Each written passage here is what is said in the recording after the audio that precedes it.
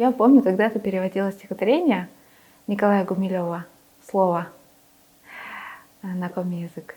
И помню, что оно начиналось такими строчками.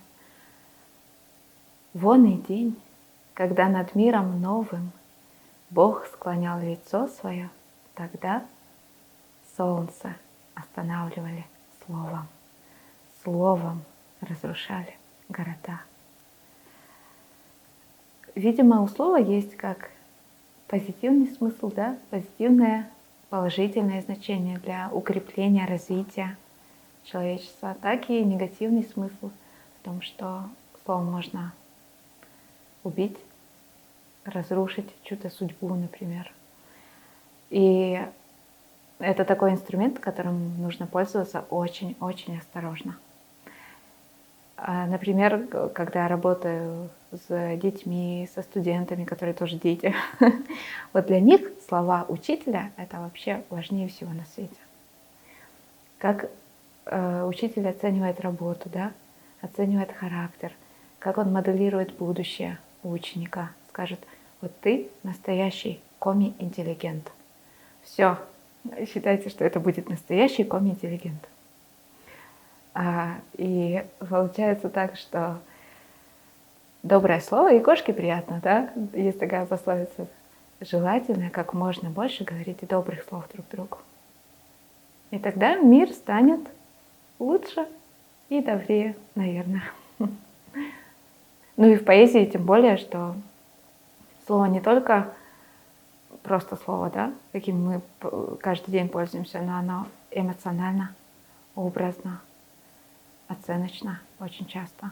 И получается, что благодаря словам мы создаем картины мира, и которые для другого человека они могут определить судьбу, например, определить отношение к жизни. И вот от твоего стихотворения человек, например, будет по-другому мир воспринимать, более, может быть, осознанно или более тактично относиться к живому. Я думаю, что слова обесцениваются тогда, когда их говорят для того, чтобы скрыть правду или заполнить пустоту. Когда человек, например, не уверен в себе и хочет просто вызвать какое-то впечатление у других людей относительно того, насколько он умный и так далее, и говорит просто слова, то они не вызывают отклика у других людей в душе. И обычно к словам такого человека не прислушиваются. А если каждое слово выстрадано и вложено в него много энергии внутренней, много доброты, любви, наверное, и жизненного опыта, то такое слово не может просто обесцениться. Оно уже само по себе очень ценно.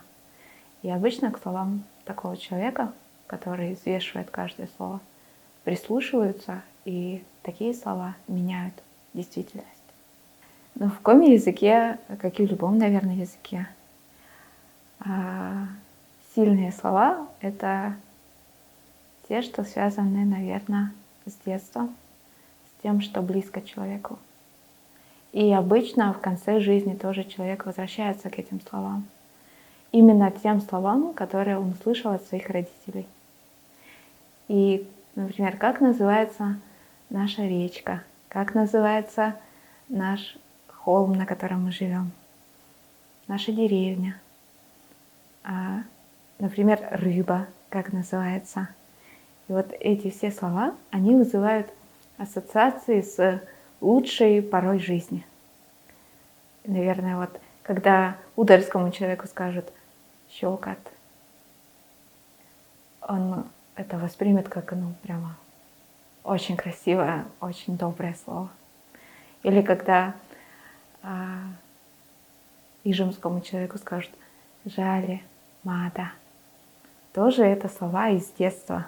Как, может быть, бабушка обращалась или мама обращалась этими словами. Это тоже очень сильные слова.